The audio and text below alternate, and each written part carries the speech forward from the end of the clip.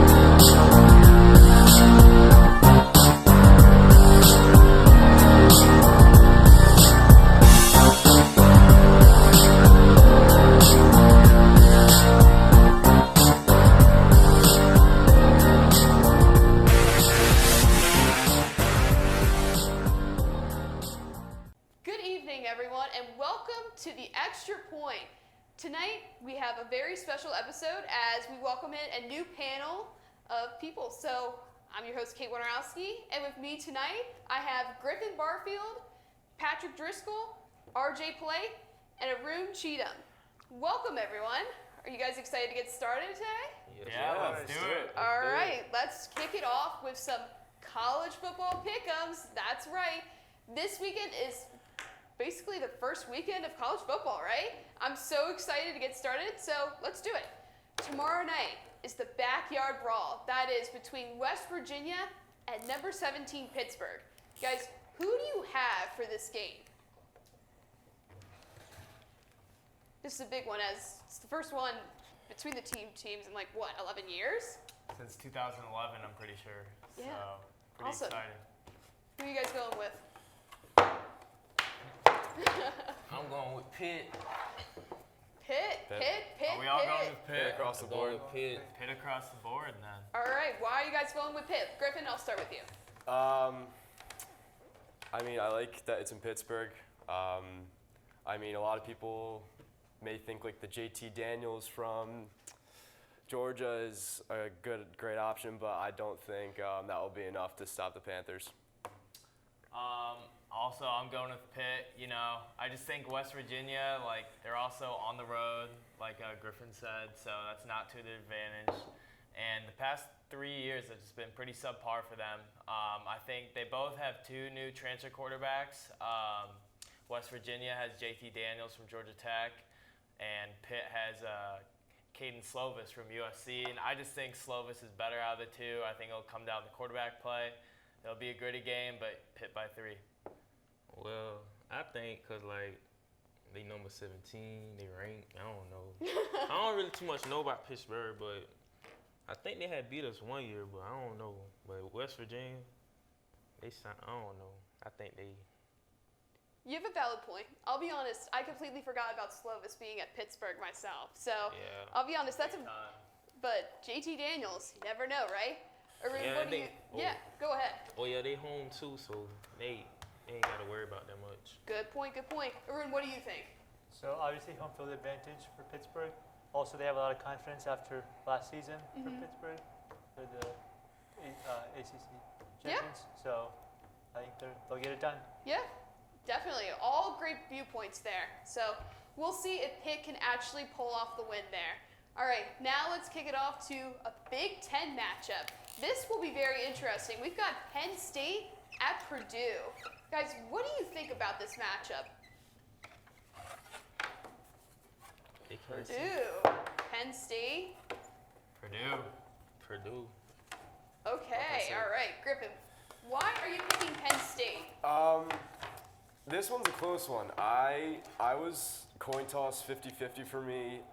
Penn State started off strong last year. They went undefeated for a good amount of the season. The quarterback got injured, so he's back. And Penn State usually start off pretty strong, and then Ohio State and Michigan come by, and then they start losing. But I think they start off the season right, and they get a win against Purdue.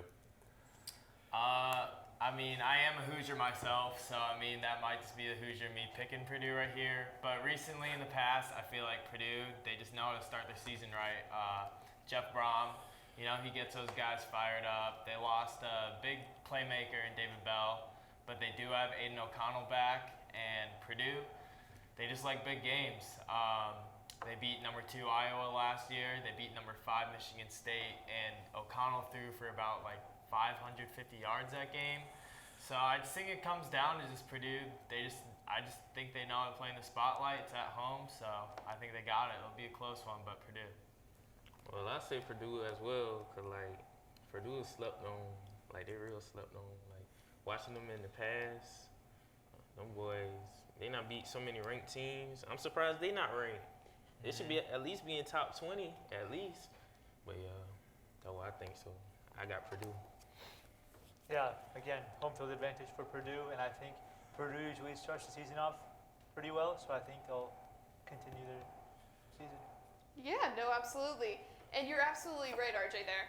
I can't believe neither of these teams are ranked in the top 25. For an unranked matchup, this is actually pretty intriguing to me, so I'm really looking forward to this. Now, moving on to another unranked matchup, we've got UNC at Appalachian State. Guys, what do you think of this matchup? I think after watching UNC last week, I think this will be a really good game. App State. Ooh, I we've got a agree. split here. I agree. Okay, Griffin, let's start with the App States. So I picked App State. Put a freshman in an away team's stadium, and honestly, that's very tough, especially when you're that young. Didn't the team the UNC played last week not have a lot of players or something Yep. They like were that? short, Yeah, they 20 were short, guys. 25. Yeah. Something like that. So then again, for me, and App State's a pretty big team. They know how to win. So, I give them that here. Also I gotta go with App State. They've been a program on the rise the past couple of years. They've worked their way up for sure, and they're set to have Chase Bryce, former Clemson quarterback and Duke quarterback. The dude's set to turn 25 in January, so he's gonna have no problem with experience. So I just think it comes down to App State's O-line. If they can hold off UNC's defense, I think App State's got the dub. I say UNC because when I was looking at the game last week, the offense, they was putting up them numbers, but I just feel like App State, I feel like they don't got nobody really. They probably do got people. I just don't know about them. And UNC close home, so I got UNC, and just got UNC. Yeah, UNC, I think their offense it will be tough for App State to defeat. Also, UNC tends to start their season off really well, including last season when they started off pretty well until the loss of Tennessee State kind of turned their season around. But I think they'll win it tomorrow. All right. This week. All right. I got a quick question though. Yeah. So, UNC quarterback, this man, he had I think he had 5 touchdowns, I believe. Mays, right? Yeah, Mays. I like that guy. He's good. You're He's absolutely good, man. And number 11, I forgot his name too, the wide receiver. Is it Grimes. I could be very wrong on that one. But Number 11, he a beast too, man. So I got UNC for real. yeah, and they've got a freshman running back or something that's Oh yeah, outstanding too. But again, it all comes down to their defense. So we'll see. All valid points right there. All right, let's move on to another matchup. We've got South Dakota State playing at Iowa. Another intriguing unranked matchup here. Guys, do we have South Dakota State upsetting the Hawkeyes? No. no. No. Okay. No. All right. Tell me why. Honestly, I'm surprised Iowa's not ranked. They always hold their own in the Big Ten. I think they start off the season well and they win. Start off with another win. Yeah, I agree with Griffin. The Jackrabbits, right? I think Yep. South Yep. Dakota State. Back in September 2016, they made the magic happen. I'm pretty sure they won by 2 points or something. Crazy upset. But I don't know. Iowa, they've just been a stable, just contender, big program the past couple of years. They're proven.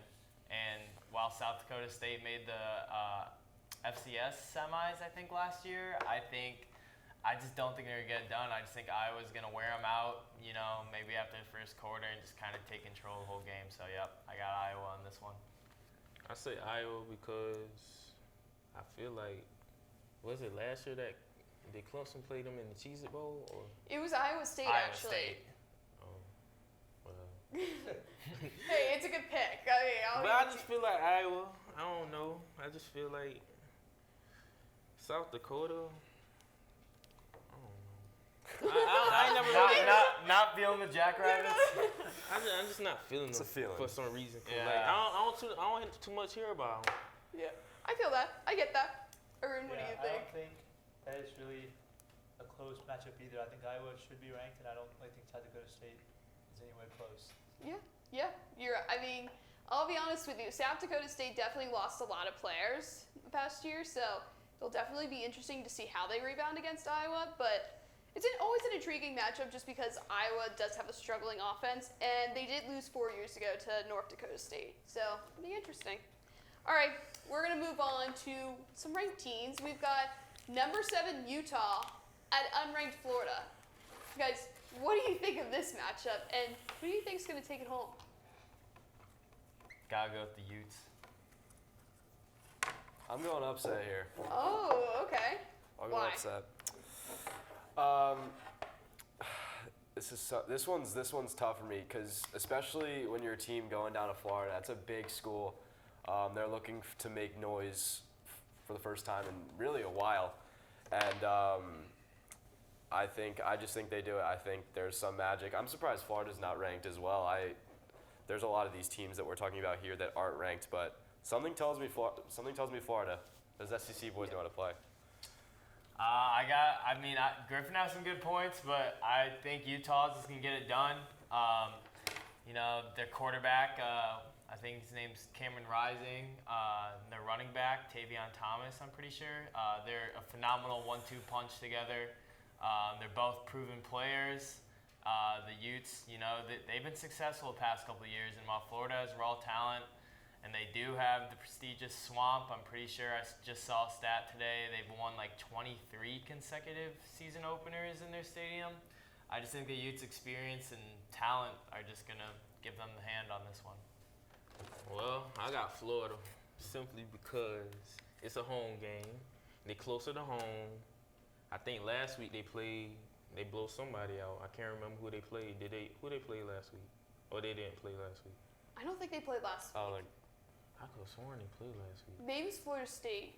Florida State played last week. I know that, but I don't know if Florida did. I don't know, but I just feel Look like. it up, Patrick. Look up what? Florida? Yeah, see who they played. I'm just curious. Florida Gators football. I don't think they played. Yeah, no. They didn't? I don't think they played It yet. probably was Florida State who had played. Billy That's Napier probably yeah. set for debut. All right. Well, I got Florida though, cause like last year, it wasn't too bad really. Yeah. They should be ranked too, just like he did say. I don't know why they not ranked. Like the known teams should be ranked a little bit. Yeah. Like Utah, they number 7, so they got to be doing something. But Yeah. who knows? I'm going with the underdogs. I got Utah. I think Utah had a great run last year. They were really close to qualifying for the college football playoffs. They were in the top 10 this season, so I think that they will continue that going. All right. Well, we got a split here, and I'll be honest. I think this is a toss-up as well. It'll be very interesting to see how Florida does at home against one of the top-ranked teams in Utah. All right, we're going to move on to now some ranked matchups. We're going to start with number 23 Cincinnati and number 19 Arkansas. Guys, who do you think is going to win this one?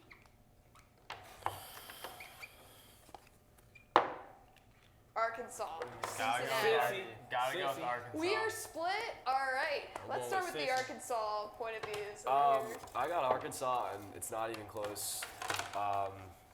First of all, Cincinnati lost their big guys that made the playoff. They lost Desmond Ritter, their big quarterback. They lost Sauce Gardner, Yeah. who obviously had a trademark. Isn't he like on Buffalo Wild Wings now for like some sauce or something? Oh yeah, something But- like that. In the playoff, we saw how SEC teams like Alabama and Georgia dominated, and they dominated teams like Cincinnati, and I think that it's going to be another SEC team that comes out, and they're even at home too, and I think they dominate Cincinnati. Yeah, Griffin had a lot of good points there, especially about Cincinnati's talent they lost. They lost Sauce Gardner and also the cornerback. I think he got drafted in the 4th round, Kobe Bryant. So 2 phenomenal cornerbacks they lost in them. And Arkansas quarterback KJ Jefferson will eat that up. They lost, including Sauce and Kobe, they lost 4 different starters on their defense. So very depleted. They did retain Luke Fickell, great coach. But at the end of the day, can Luke Fickell go out there and score by himself and make interceptions by himself? No. Arkansas's got all the talent. I just think they're going to get it done. I got Cincy just because they went to the playoffs last year. I mean, I understand they lost people who were in the NFL, but next man up, that's how I look at it. So, Yeah, usually in close matchups like this, I think you go based off of momentum, and I think it's one of those close matchups where anybody could win, but I kind of favor Cincinnati just because I think they have a lot more experience from last season. Yeah, no, you both have really good arguments there. I think it will be interesting to see how Cincinnati carries off after that playoff run last year. I mean, let's be honest, they definitely have the experience, so it'll be interesting to see how they go into Arkansas territory on Saturday. So now, let's move on to number 11 Oregon versus number 3 Georgia, the reigning national champions in Atlanta. Guys, who do you have taking home this one? The reigning national champs or the underdog of Oregon? Dogs. them dogs. All right. Obviously, Georgia lost basically their whole defense. They lost George Pickens, but then again, they got Stetson Bennett, they got Brock Bowers, they have all those big guys. Kirby Smart's still there. They're even in Atlanta, and that's I'd consider a home field advantage for Georgia. So, I mean, Oregon do have a couple of people. Their D-line's good. They got Bo Nix from Auburn, but I just think Georgia pulls it out.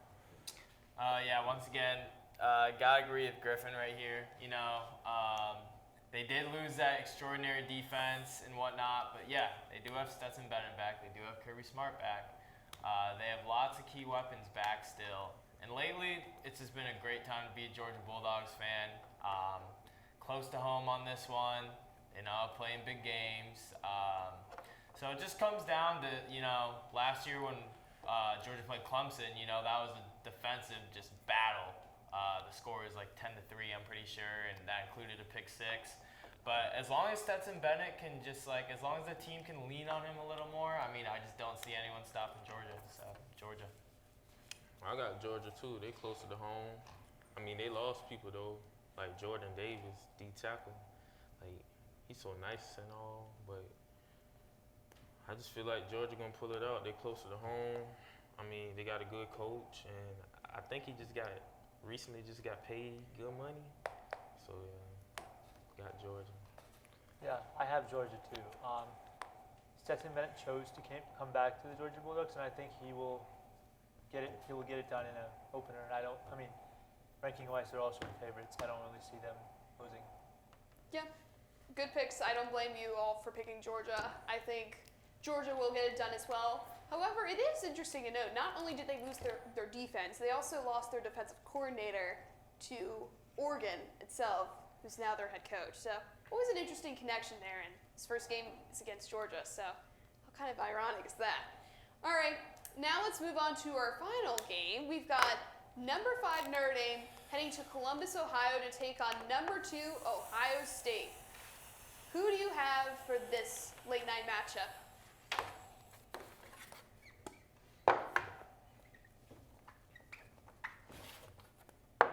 Ohio State. Okay. Give me your reasons for this. Obviously, the same variables been playing. They're at home. Notre Dame's always Notre Dame's always a toss-up whether or not they kind of prove their worth. And honestly, I think they're a bit too high at 5. C.J. Stroud's back. I think he has a great year, and he starts it off with a win.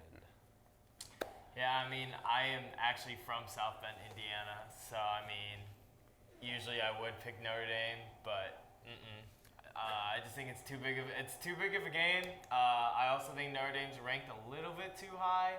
You know, Marcus Freeman, he's had those boys going all summer. You know, he's certainly brought the energy back into the Notre Dame program after Brian Kelly's departure. And they do have 8, I think, defensive starters coming back. But I mean, across the board, Ohio State, they have Heisman hopeful C.J. Stroud. They got 14 starters coming back. They're at home. I just can't see Notre Dame pulling off the upset. They've got Notre Dame's got Tyler Buckner, just unproven, raw athlete, but unproven. So I just think Ohio State's gonna get it done. I got Ohio State simply because they never had a bad team. Like these past years, looking at them, they've been a good team. It's a home game for them, so home field advantage. I know the crowd gonna be rocking, so Ohio State. Yeah, Ohio State as well. Last season, the loss to Michigan was probably one of the tougher losses for them, and I don't really think Notre Dame has anything to challenge them, and I think they will make the playoff this year. All right. I also agree with you all. I will be taking Ohio State on this one as well. Again, hostile home environment there at Columbus, so I've got the Buckeyes in this one. All right, everyone, let's move on. We're now going to play a little game called the word game. So I'm going to put out a statement. You guys have to put out the best word that you feel would finish the sentence, basically. All right, let's start off with Scott Frost, head coach of Nebraska, who took Nebraska to Ireland and once again lost by single digits to Northwestern. Yep, Northwestern, that's right. So, guys, here's the sentence. After losing to Northwestern in an upset, Scott Frost's job is blank.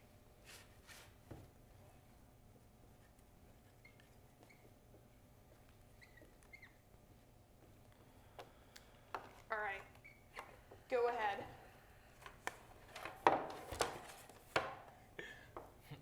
All right, Griffin, give us your take on this. The job's open. Frankly, if you try to run an onside kick when you are up points, that is a complete red flag, and you blew a lead, and that was probably the most watched game because it was in Ireland. Honestly, he should be gone. Yeah, it was a pretty questionable decision by Frost. But I mean, even when you look at the past, taking over since 2017, Frost won 15 games. And that includes 0 wins against top 25 teams. I think he's had 14 tries against top 25 teams. In the big games, he can't get it done. And a pretty crazy stat I saw, only one other Nebraska. I think the last time Nebraska lost 4 consecutive seasons, it was in the 1950s, and Frost is well on his way. If not, he's already done that. Last time, too, Nebraska, one of the coaches they fired in 2014, his record was 67-22 or something like that. Frost, he's on the way other end, so it's time for him to go. I say trash simply because, like, how could you lose against Northwestern? Yeah. How? You say he was being greedy, right? Or like doing onside kicks. Yeah, he was doing an onside kick, I think. Like, why would you do that, man? why would you do that? Like, come on, man. I don't know. I ain't really heard about this game either, so I might have to look at the highlights on this one and give a better take at Or the lowlights, specifically from Nebraska. All right. So I said his job was in danger. It wasn't really a game they should have lost. They were up, and it was the first game of the season too. I don't really think there was any need to do any of that. So, it was just bad coaching. So his job is in danger. Yep, I agree, and I think the best part was Scott Frost was blaming it all on his OC for not being creative enough. Well, I think he got a little too creative, in my honest opinion, but that's another topic for another day. So let's move on now to some late night action that we had on Saturday night. We had Vanderbilt at Hawaii, and I'm not going to lie to you, I went to bed pretty early, so when I went to bed, Vanderbilt was down. only for me to wake up and see that they scored 63 points in their 63-10 rout of Hawaii. Guys, Vanderbilt scoring 63 points in the rout of Hawaii means blank. RJ, you want to go with that? Let me go first. That don't mean nothing. Come on, they play Hawaii. Let them would have played somebody like Clemson, Alabama, USC. Some of these ranked teams, they play Hawaii. Hawaii is like a D1 school, I think. I'm not sure, but come on, you put up 63. That's like playing somebody in like JUCO or something like that. Like, we being honest. I just feel like Vanderbilt, I don't know. I just don't feel it. I don't feel no type. All right. Arun, you Yeah. said absolutely nothing. Yeah. It's Hawaii. I don't know what to say other than that. It's like, you don't talk good about a team or somebody because they beat up on players that aren't even remotely close. Like, we don't, like LeBron winning like exhibition games isn't really a surprise, and I don't really think, it was an exhibition game, but still, I don't really think it means anything unless you do it against somebody that has won championship, made the playoffs, been in the top 25 at least. So. They gotta prove it to me. Yep, you're absolutely right. All right, who wants to go next? I'll continue with nothing. Keep the trend going. Obviously, they won a game, so that's good. But then again, if you look at their schedule, they play so many ranked teams. They play Wake Forest, they play Georgia, they play Alabama, they play Kentucky, and I think they play South Carolina again, and that's always a competitive game. It's a win in the win column, but it's nothing promising just because there's so much more competitors in the future. All right, I'm gonna have to respectfully disagree. I think this game for Vanderbilt showed so much promise for them because when you think about it, the past 3 years, Vanderbilt has been a very sorry college football team. They've only won 5 games the past 3 years. And to win, let alone win and score 63 points, that's huge for them. That's huge. So I think it's a big win for new coach Clark Lee. I think this is his second year at the helm. Mike Wright is a quarterback I think people need to keep their eye on. He had 150 passing yards and 150 rushing yards. So look, yes, it was Hawaii. It wasn't an SEC powerhouse. But they still went in there and they got the job done. So good for Vanderbilt. Let's see if they can keep it rolling against Bryant next week. All right. Well, seems like we had a common theme there with the exception of Patrick, but we'll see how Vanderbilt does in the future. So now let's move on to the NFL. We've got the San Francisco 49ers finally deciding to keep Jimmy Garoppolo for another year. Guys, the 49ers keeping Jimmy Garoppolo for another year is blank. Safe. Why safe, Griffin? I think safe, just because obviously the whole Trey Lance is coming in. I honestly think he should start, just to get him some promise.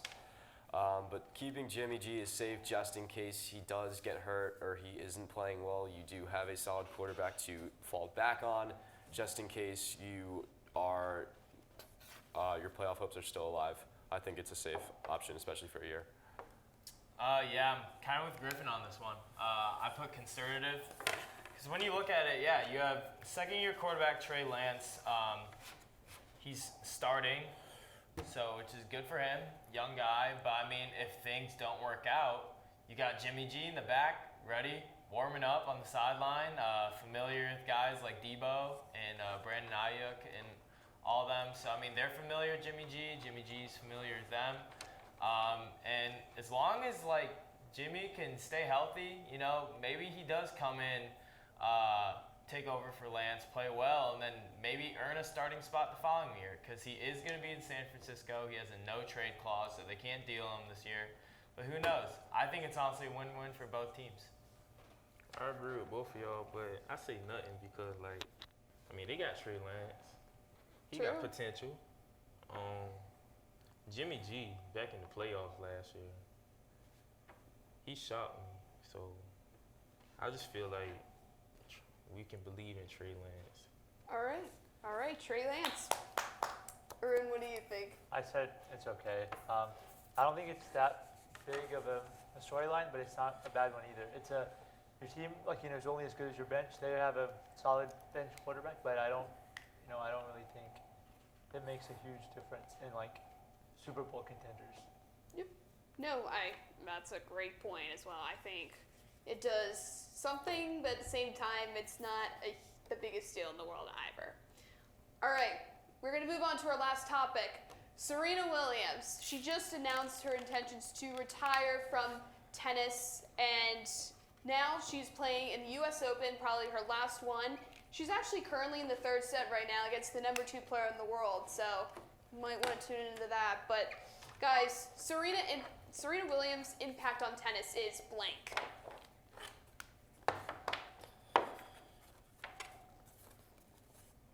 Okay, go first, Griffin. I said legendary. I also said that she is the GOAT. She's just inspired so many people. She was dominant for so long. She was number 1 for so long, and she won so much.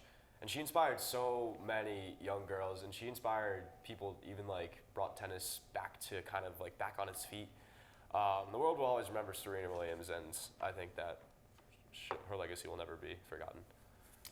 Yeah, lots of great points. I put unprecedented because when you think of Serena Williams in tennis, you think Michael Phelps swimming, Tiger Woods golf, LeBron James basketball, Tom Brady football.